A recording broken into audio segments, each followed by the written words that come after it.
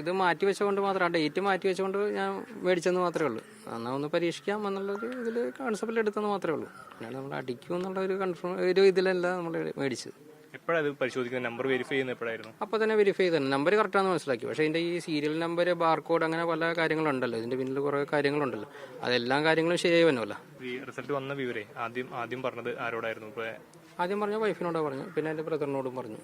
Check ചെയ്യാൻ വേണ്ടിയിട്ട് വാട്സാപ്പിൽ വൈഫ് അയച്ചു തന്നു ടിക്കറ്റിൻ്റെ നമ്പർ കാര്യങ്ങളൊക്കെ. ഈ നറുക്കെടുപ്പ് കഴിഞ്ഞപ്പോഴത്തേനും വൈഫിൻ്റെ അടുത്ത് ചോദിച്ചു, ഇങ്ങനെ ബോണം നമ്പർ നറുക്കെടുപ്പ് കഴിഞ്ഞിട്ടുണ്ട്, നമുക്കാണോന്ന് അറിയില്ല, ടിക്കറ്റ് നമ്പർ അയക്കാൻ പറഞ്ഞു. അങ്ങനെ ടിക്കറ്റ് അയച്ചു തന്നു. അങ്ങനെ ചെക്ക് ചെയ്തപ്പോൾ നമ്പർ ഓക്കെയാണ്. പ്രതീക്ഷയൊന്നും ഇല്ലായിരുന്നു.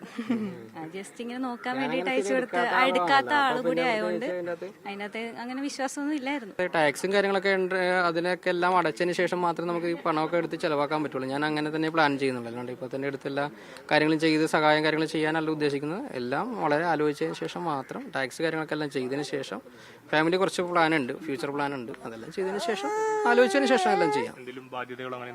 ഉണ്ട്, നമുക്ക് വീട് വെച്ചതിൻ്റെ കുറച്ച് പ്രശ്നങ്ങളൊക്കെ ഉണ്ട്, അതിൻ്റെ കുറച്ച് പൈസ കൊടുക്കാനുണ്ട്, അങ്ങനെയൊക്കെയുള്ള കാര്യങ്ങളൊക്കെ എല്ലാം നടക്കുന്നു.